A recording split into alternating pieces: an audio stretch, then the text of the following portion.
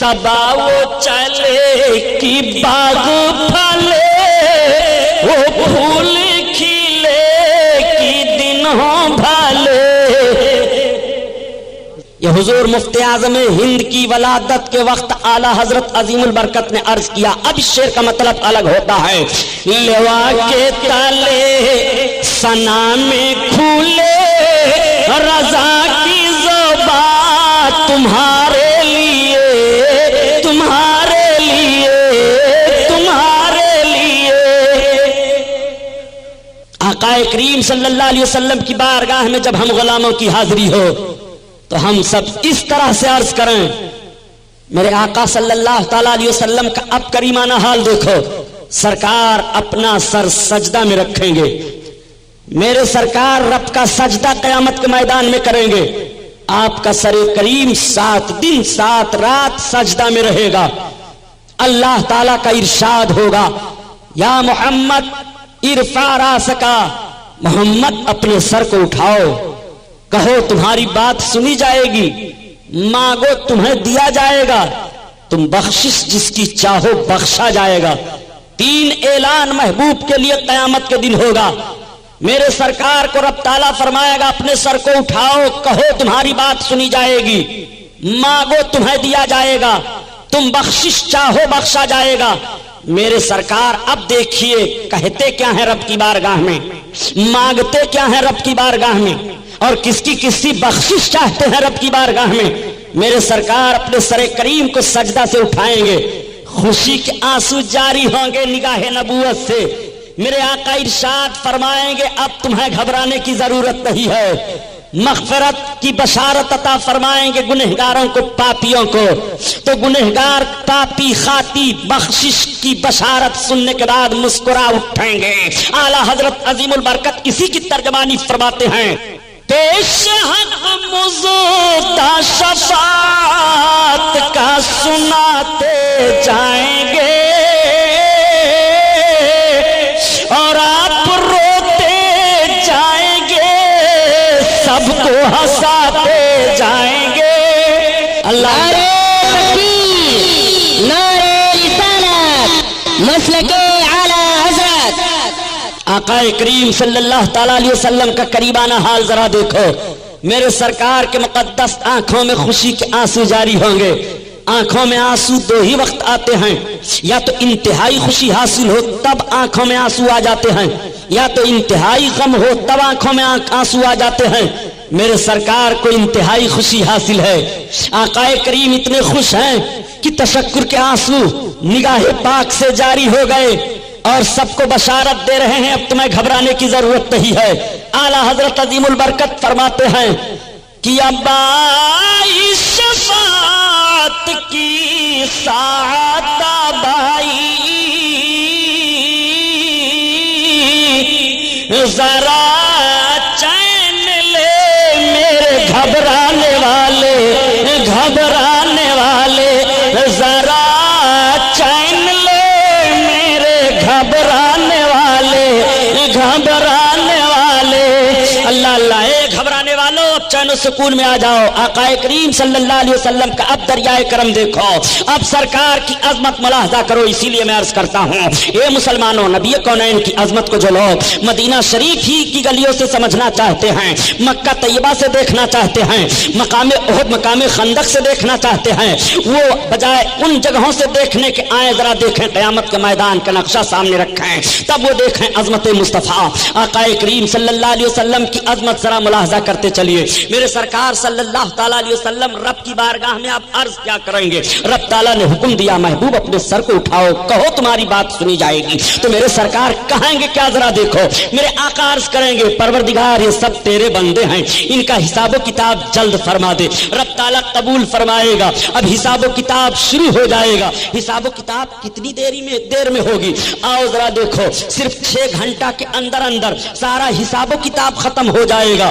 अल्लाहु अकबर। اور کیسے کیسے لوگ بخش دیے جائیں گے. تو اعلیٰ حضرت عظیم البرکت کے والد گرامی علامہ نقی علی خان رحمۃ اللہ تعالی علیہ الکلام الاوضح فی تفسیر علم نشرح میں تحریر فرماتے ہیں کہ 4 ارب 90 کروڑ 77 لاکھ مومنین کی مغفرت بلا حساب و کتاب کر دی جائے گی. اللہ اللہ. اور صرف 6 گھنٹے کے اندر اندر سارا حساب و کتاب ختم کر دیا جائے گا. اب سوال یہ پیدا ہوتا ہے کہ جب 6 گھنٹے کے اندر اندر سارا حساب و کتاب ختم ہوگا تو مفتی واجد علی صاحب نے تو حدیث سنا دیا تھا کہ قیامت کا ایک دن 50,000 برس کا ہوگا. پھر یہ سارا وقت کس لیے ہوگا آخر؟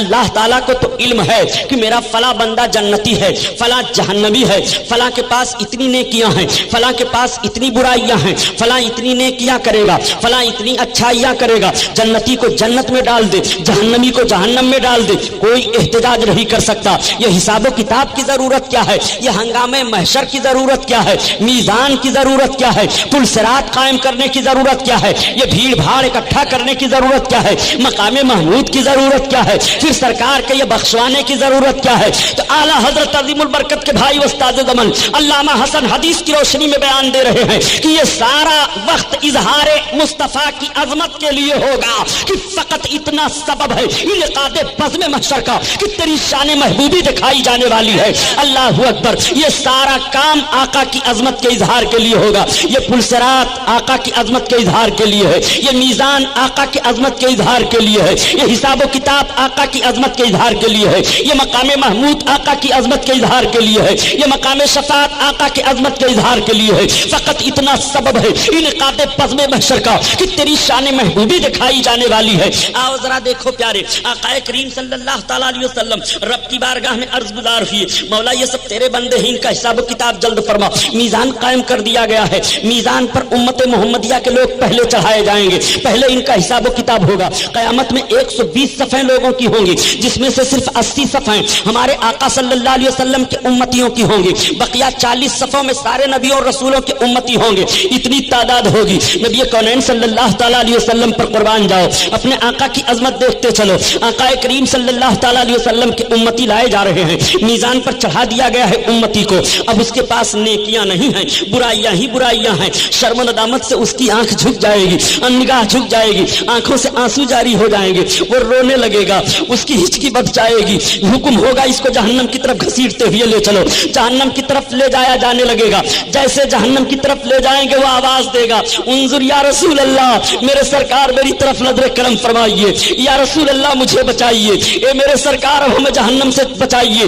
جیسے وہ آواز دے گا تو اعلیٰ حضرت عظیم البرکت کے بھائی استاد زمن علامہ حسن رحمۃ اللہ تعالی علیہ اس کا نقشہ اس طرح سے بیان فرماتے ہیں کہ کسی طرف سے صدا آئے گی حضور آؤ، نہیں تو دم غریبوں کا فیصلہ ہوگا، نہیں تو دم غریبوں کا فیصلہ ہوگا. اللہ اللہ. اب میرے سرکار صلی اللہ علیہ وسلم تشریف فرما ہوں گے. فرشتوں کیا بات ہے یا رسول اللہ، یہ آپ کا امتی ہے، اس کے پاس کوئی عمل نہیں ہے. میزان پر بھی چڑھایا گیا، یا رسول اللہ اس کے پاس نیکیاں نہیں ہیں. آقا کریم صلی اللہ تعالی علیہ وسلم فرمائیں گے واپس کرو. اب فرشتے دیکھ رہے ہیں، حکم رب کا ہوا ہے جہنم کی طرف لے جاؤ، محبوب کا حکم ہو رہا ہے واپس کرو. اب فرشتے دیکھ رہے ہیں، تب تک غیب سے ندا آئے گی، اے میرے فرشتوں میرے محبوب کا کہا مانو، میرے محبوب کی اطاعت کرو. اللہ اللہ.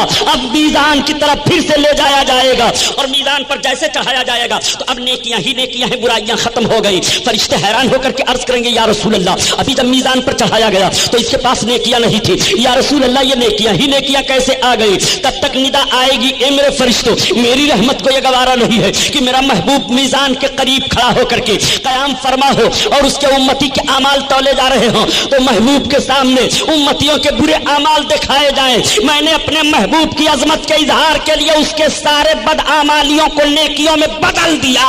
اللہ اکبر. اسی لیے کہا گیا ہے کہ کس لیے فکر کریں حشر کے دن کیا ہوگا، کیا ہوگا، سامنے ان کے جو کچھ ہوگا وہ اچھا ہوگا، اچھا ہوگا.